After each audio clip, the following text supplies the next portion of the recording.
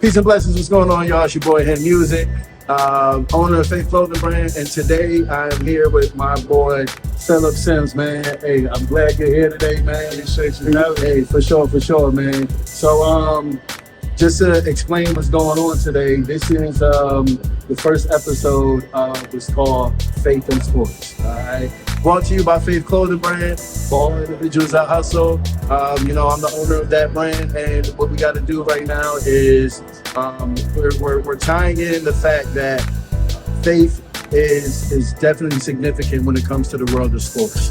This is a sports brand. Faith is the premise of it, and as an athlete yourself who has done a lot of great things, man. It's important to use you to kind of kick the situation off, because from what I know about your story, it's definitely embodies with, the temperature of having faith in sports is actually about, man. So without further ado, we're going to talk to Phillip Sims real quick. So just tell the people where you're from and who you are, man. All right. Phil Sims, originally from Chesapeake. Okay, Cheesetown. Born and raised, Portsmouth, Chesapeake, North. Yes, sir. Played quarterback at Oscar Smith. Was a 4-year starter there. Graduated as an All-American. Went on to play college ball at the University of Alabama. Was fortunate enough to win a national championship there. Yes, sir. Transferred to the University of Virginia. Some family situation brought me closer to home. Was there for a year until my faith was truly tested. Then I finished my college career at Winston-Salem State in North Carolina. Was fortunate enough to be able to get a call. Signed with Arizona Cardinals. Played there for a little while, made it through the preseason. Then ended up in Seattle with the Seahawks. Was released there, went up to Canada, played for the Saskatchewan Roughriders. Until an injury brought me back home. Brought me into the work field, brought me into coaching. Gotcha. All right, so just you casually put that stuff out there, but if the viewers can't relate to the greatness of what Mr. Phillip Sims has been able to experience from high school into the professional career, it's a lot of young athletes aspire to do that, so it's definitely a great deal to be able to have connections to somebody who can share that type of energy and let them know that, hey, it's real. You can there's more life outside of what you're doing in high school, So let's go back to high school real quick, man. So you said a 4-year starter. So I wanna talk about it real quick. I remember your freshman year. I want to say it was definitely playoffs. I don't know what, it might have been a regional. When did y'all play Salem High School? That was the regional championship game at Norfolk State. Okay, regional championship at Norfolk State. So I remember sitting there, right? I remember being, in the bleachers around the 50-yard line part, on the Oscar Smith side. And I remember there's this guy, right, that, he keeps talking all this junk, like, oh man, they got the freshman quarterback. They need to get somebody else a chance. Get the freshman out of there. No, matter of fact, I'm sorry. He was saying, get a new quarterback in. He just kept on talking about the quarterback, Phillip Sims, right? This is my first time seeing Phillip Sims in live action, right? So I remember this guy turning around, right? And he said, yo, relax, man. The kid is a freshman, and come to find out, it happened to be your father. I'm sitting behind your father while this dude is heckling the quarterback.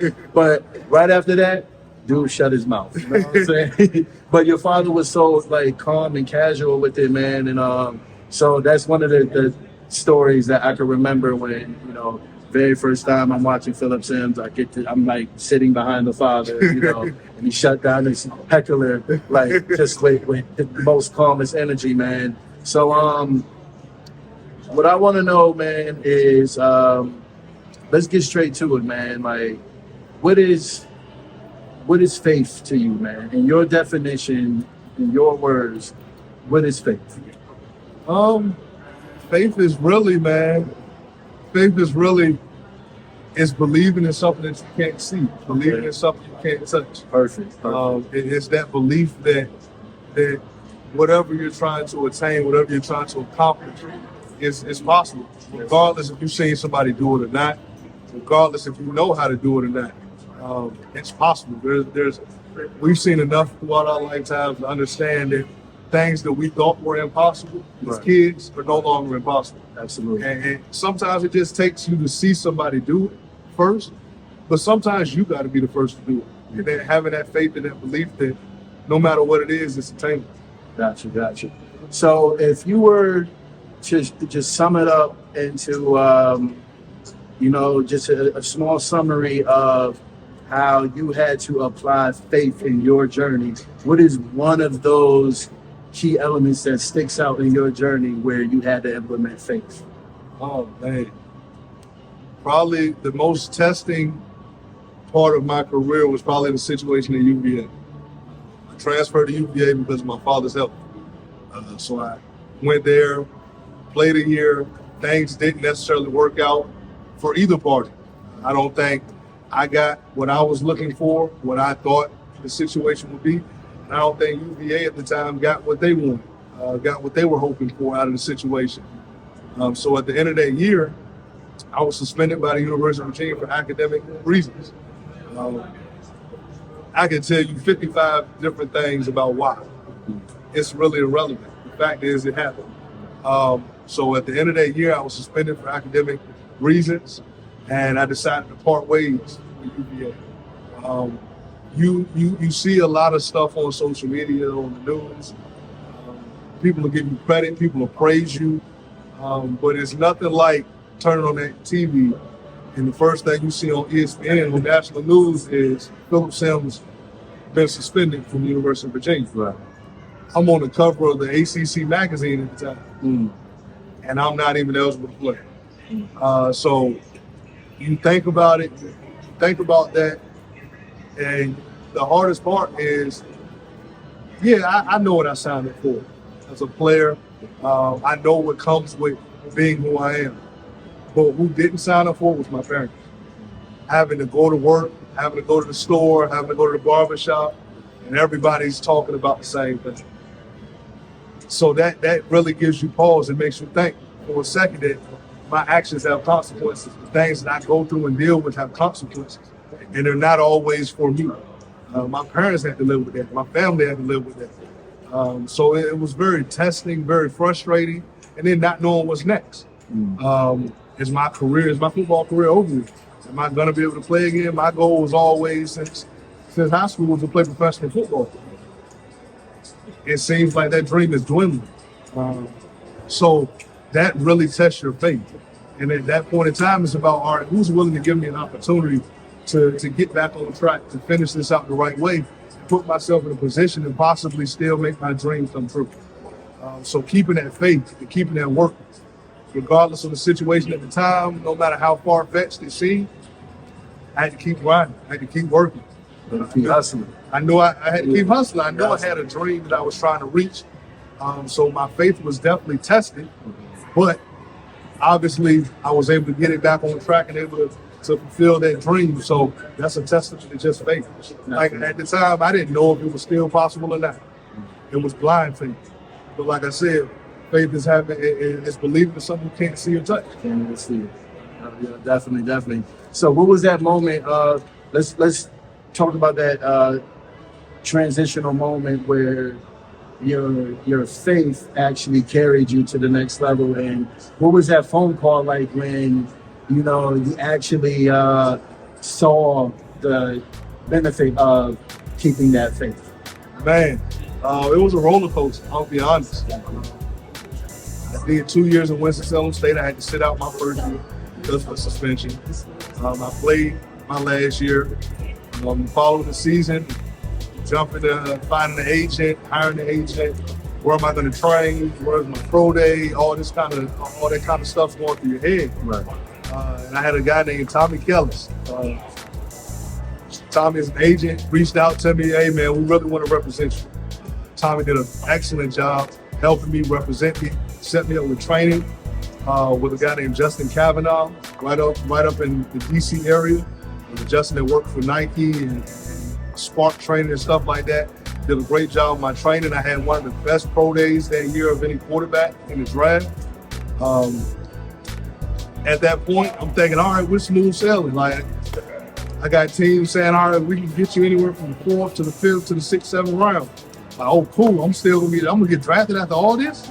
Like, so we get the draft weekend, and things didn't go as we thought they would. Quarterbacks start falling down the board, and I don't get the call. So I'm like, now I'm a nervous wreck. So now I'm like, I just did all this work. What do I do now? So it's like your faith got you that call, but then your faith was still getting tested in the process. It's like, okay, you're a step closer, but you're not quite there yet. All right, so got you. And it was a very frustrating process. So I'm sitting there, and as the draft starts to end, what a lot of people don't know is guys that don't get drafted, those undrafted free agents, those guys that sign those deals right after the draft, well, those calls start being made towards the end of the draft, trying to gauge your interest, trying to see what's fill you out, see what's going to happen. Well, I'm noticing we get into the 5th, 6th round, and I'm not getting any calls. So I'm like, how did I go from possibly getting drafted to an undrafted priority guy to now my phone's not ringing? So now I know Tommy was blowing Tommy's phone. I'm like, man, what is going on? I know he's frustrated because he's like, I don't know what's going on either. Like, this isn't what we thought was going to happen. Right. And right after the draft ended, I remember sitting there in the living room of my mom's house. I'm like, I don't know what to do. I don't know what's next. And Tommy texted me. He said, hey, Arizona wants you on a flight. They want to bring you in for rookie minicamp for a tryout. I'm like, a tryout? Right. Hold on. And it sounds cocky, it sounds arrogant, but I'm like, a tryout? I went from a guy that was possibly going to get drafted. Right. So now you're not even offering me a deal, no signing bonus, no nothing. I got to come and try out. I do my research. Arizona's already got 4 quarterbacks on the roster. I'm like, there's no way they're going to sign me. He was like, well, right now, that's the only call we have. I'm like, okay. Get on the flight. Get on the flight. So I got a week to get ready to go to Arizona in the desert in the scorching heat. Right. He called me. He's like, all right, if things don't work out in Arizona, Washington wants to bring you in the following week for a trial. So I'm like, okay, things are starting to line up. Get to Arizona. The quarterback coach in Arizona at the time was Freddie Kitchens, who was a former quarterback at the University of Alabama in the 90s. Okay, got you. So we had the Roll Tide, Bama Tide. So we go through rookie minicamp, day 1, day 2, having the ball, playing pretty well, but it doesn't look like there's anything long-term going to happen.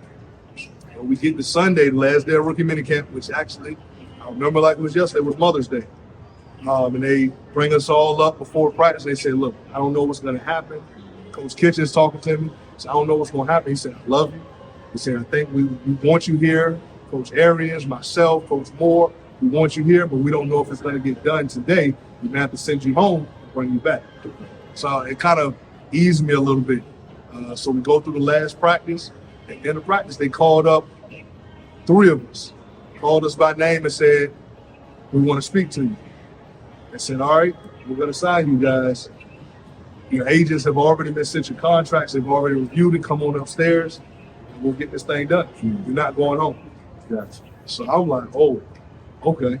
This was a surprise. I didn't see this happening. So faith carried me. My faith was tested. Eventually, it saw me through. I'm in Arizona with literally a week's worth of clothes. Like, I had to get my mom and dad, I had to get them box up my clothes and ship it to Arizona. I ain't have no clothes, no car, no nothing.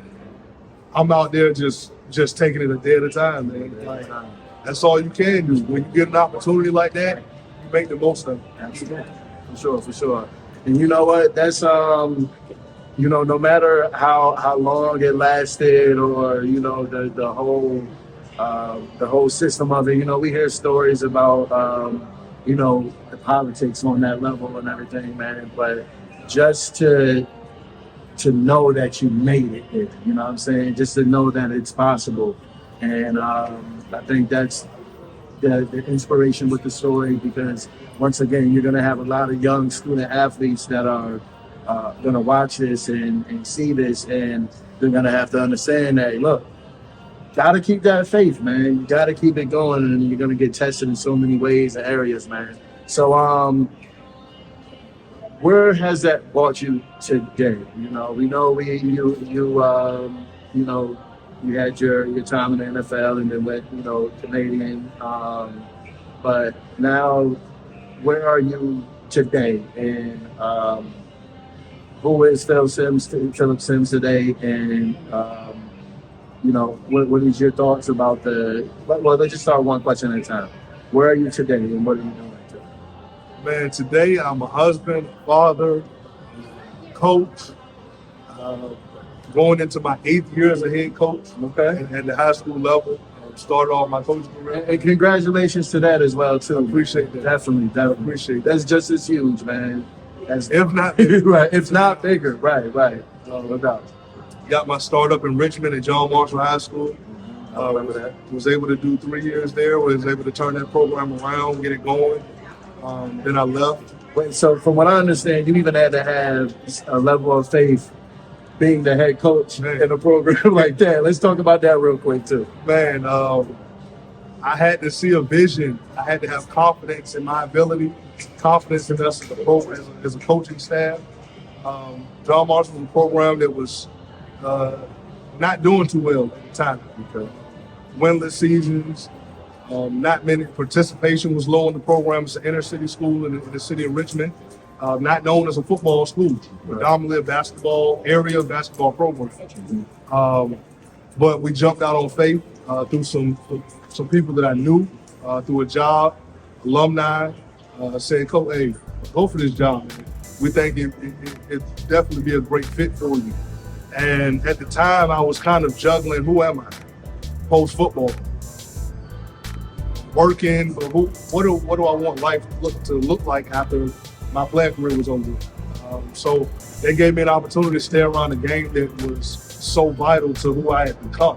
So you didn't even go through the pipeline of being an assistant coach. You just went out the gate as a head coach for a losing program.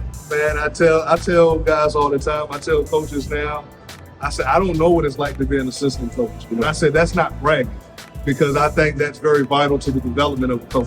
Yeah. To be an assistant coach, see how a program is run from the inside of it. Now I tell everybody the same thing. You can't get head coaching experience not being a head coach. Right. I don't care, coordinator, assistant head coach, I don't care what title they give you. Right. You don't know what it's like to sit in that chair. You don't know what it's like to stand on that sideline in that spot until you're in that position. But I do believe in an assistant coach's life. I think it's huge. But I never had that privilege, that luxury. I was able to John Marshall, Coach Lamont Davis, who was the AD at John Marshall at the time, saw something in me. He trusted me to rebuild that program. And we would butt heads at times. We had our ups, we had our downs, but we accomplished exactly what we set out to do. When it was all said and done, we were back-to-back playoff trips, a winning record, numerous, I think we said 13, 14 kids in school. Come on now. So we were able to do some awesome things. That's what it's all about. And it just came a time where I reached the ceiling at John Marshall. I had done all I could do. And I was looking, I'm a competitor. I'm always looking for a challenge. So I was looking for my next challenge. And after 3 years at John Marshall, J.R. Tucker and Henrico provided me that next challenge. Okay, that's what's up, man. So now you got John Marshall, and so after your time at John Marshall, what was your next, level after that? Went to J.R. Tucker over in Henrico, which was another program, winless, 1-9 type of situation. Okay. So we knew the similar situation than what we had just faced at John Marshall, but we were very optimistic about what we were going to do. A little bit bigger school, bigger program, a lot more resources available to us. And 2 weeks after I get the job, COVID shuts us down.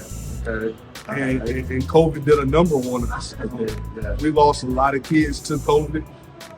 Kids, we didn't know we were going to have a season, so they went other places that they knew they were going to have a season. We lost a lot of kids that year, and we ended up having that spring season and it was very, very, very, very stressful. With all the ups and downs of COVID, losing a game to COVID, not being able to play it. We ended up going winless, 0-5 my first year in Tucker in COVID. And I don't know if there's anything we could have done differently. Like I said, it was the hand we were dealt. Right. But we kept that faith that no matter what happened through the COVID year, we knew why our circumstances were the way they were. Yes. So all we could do was push forward and rebuilding that program and getting full off season, getting the kids involved in the program moving forward, turn us around, and we get to the fall and we're in the playoffs. So we were able to kind of do the same thing, take the same profile and do the same thing again at Tuck that we did at John Marshall. It worked for us. We were grateful. I did another year when we graduated quite a bit after year 2. So we struggled a bit during the third year. And after the year, me and my wife made a decision that we were going to relocate, leave the Richmond area. And we were coming back to my hometown. We were coming back to the 7-5. 757, that's where we at right now. All right, in case you ain't know, we're in Lynn Haven Mall right now at the Hustle Hut. All right. So now that we're back in the 757, I assume that's how you get to where you're at today, rocking, showing what's on your chest right there, man. Yeah. Where you at now, man? Yeah, I'm at the head coach of Winston-Salem. Winston-Salem High School, okay, all right. And so back when I was in high school, PA used to be our rivals at Bayside. We had our rivalry, man. So what I remember from PA had some dogs back when I was playing, from the Gatlin and Cedric Humes and CJ Phaeton and Evan Taylor and, you know what I'm saying, like, hey, Kyle Parham, Tim King. Yo, if I'm missing your name right now, it's a lot. Bruce Lee. A lot. It's a lot, man. If I forget your name, man, I'm not going to go through the whole Princess Anne right now. But so what is Princess Anne's culture right now in terms of the football, coming into the football energy there and, with the whole record and situation? We knew it was a rebuilding process. Like I said, I'm one that I always look for a challenge. So I have the ultimate challenge at PA. PA has struggled the past couple of years, starting around the time of COVID. Mm-hmm. So we knew it was a rebuilding process, trying to get the numbers back up in the program, which today I'm glad to say we're not where we want to be, but we're well on our way to get to that point. The energy in the building, the energy in the administration, the community is hungry for a winner. They're deserving of a winner. We're starting to put the pieces of the puzzle together to make sure that we give the community in that school something to be proud of. Right. So I'm truly excited about what we have going on at PA. It seems like you're put in a position to these programs that are like on a decline, man, and for some reason, the universe keeps aligning you in those situations, man. So, I mean, if it continues to work like how it's been working for you, I think Princess Anne is gonna be on the rise, man. This I'm gonna say as far as this season coming up, right? I like to think when I tell people all the time, every school, this is my third head coaching job. Every school I've been in, right. Year one has always been the struggle. Right. You got to weed it out. You got to get the good in, get the bad out, struggle, get the coaching the way you want it to be built. Okay. Year 2, in both schools prior to PA, we've been in the playoffs. Okay.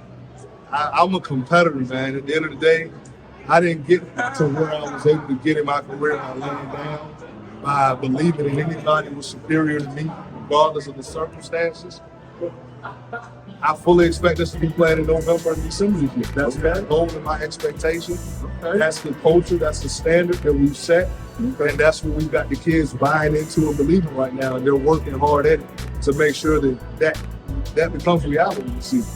Okay, that's what's up, man. So I think the point is clear, man. You got plenty of faith, man, and you carry that faith into every situation. And one thing about faith, man, is being able to manifest too. You have to be able to see the vision have to have the vision, like you said earlier, is believing something that's not even there. You can't even see it yet, but you know, you gotta see it in here, you know what I mean? And you just gotta hustle to get it there. So outside of what you're doing at Princess Anne, let's talk about what else you got going on, man, in terms of what's going on in the community and how you're using your name and energy to really put on for the city. Yeah, man. We put together a huge event for high school programs throughout the state of Virginia, Maryland, DC, North Carolina. We put a 7-on-7 and big man camp together. Okay, all right, kudos to that. Huge event, man. Huge for the culture, huge for the high school programs, huge for the kids. We've got vendors, we've got sponsors. Okay, I heard Face Clothing Brand is in the building for that. All right. So wait, let's before you go further into that, excuse me. Is this something new? Like, is this your first time doing something like this? This is actually the third iteration of the event. Okay. We did it 2 years in a row up at John Marshall in Richmond, and we had great turnouts. Then when I got to Tucker, we had COVID hit, and COVID kind of caused us to reshape some things. And I never got into doing it again. But when I came home, I know what this area is. I know what this area has to offer, the talent, the programs, the coaches. We have everything you need to have a premier hotbed for the people, for the college coaches to come in and recruit these kids. We got it all. But we need to take initiative and stop waiting on these coaches to come to us. Stop waiting on these programs to come to us. This is an event to bring the best of the best in one area, one location, and have these college coaches come out and say, you know what? I don't have to go to 10 different schools in the beach, or 11 schools in the beach, or 10 in the Southeastern District, or 8 in the Eastern District. I can go to one location, one school, and see them all. And I'm not seeing them in a weight room. I'm not seeing them on the track. I'm seeing them in a football environment. That's what we wanted to do. We got something, like I said, we got the 7-on-7 for the skilled guys to get their work in. We got the big man camp and the one-on-ones for the bigs to showcase their talent and their ability and drills throughout the day. It's an all-day event.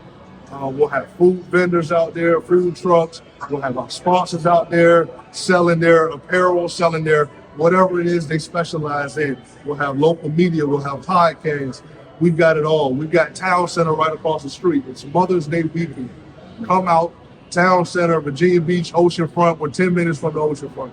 Enjoy the whole environment. This is going to be a yearly iteration, but this is the biggest and best event for high school sports outside of the season. The biggest high school football event in the state of Virginia this year, and it's right here in our area. Okay, so I'm going to get a little personal with this question right here as we wrap this up. So, you know, me being the owner of Faith Clothing Brand, you know, which is a sports brand and stuff, with the type of connections you have and where you've been in your career and stuff, why not reach out to bigger brands to sponsor, like the Nikes and Adidas and Under Armours and stuff like that? Why call up Faith Clothing Brand? And there's no disrespect to the Nikes, the Under Armours, the Adidas, Puma, whoever. Hey, got Nikes on my feet now. You know what I'm saying? Boom. Yeah. That's Nike over there. Okay, gotcha. The PA, we're a Nike school. Right, okay. So there's no disrespect to those brands, but those brands don't need us. The people that truly support these schools, these kids, these programs are the businesses in our community. So why not give those brands, those companies, those organizations the platform to expand, to branch out, to become household names in not just Virginia Beach, not just the 757 area, but throughout the Eastern, the Mid-Atlantic region. Yeah. Those are the true companies that really are on the ground with us on a day-to-day basis. So why would I do an event claiming the event to be for the culture and to be for the communities, Right. and not have the community involved? Absolutely. That's what I'm doing this for. This ain't for me. Right. I use my name to create a platform to put these kids and these programs in a better situation. This ain't about that. I don't get rich coaching high school football. Ask any coach in the state of Virginia how many bills their coaching stipend pays. It ain't me. So that's not why I do this. This is solely an event to create awareness, to create a climate that we want the 757, we want the state of Virginia to be known as one of the national recruiting hotbeds when it comes to football. To do that, you've got to do things outside of the box. You've got to do things that other states do. This is the first that I'm doing here. Like I said, we did it in Richmond 2 years, but every year I want this to grow and continue to grow. This thing has caught legs that even I didn't expect at this point in time.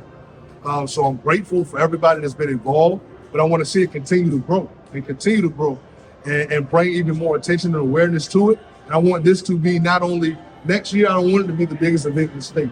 I want it to be the biggest event on the East Coast.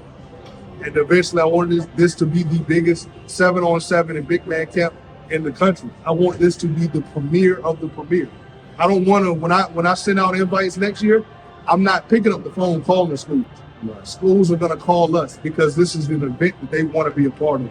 They want the attention they want to be a part of, and I want these brands, the sponsors, the vendors, to continue.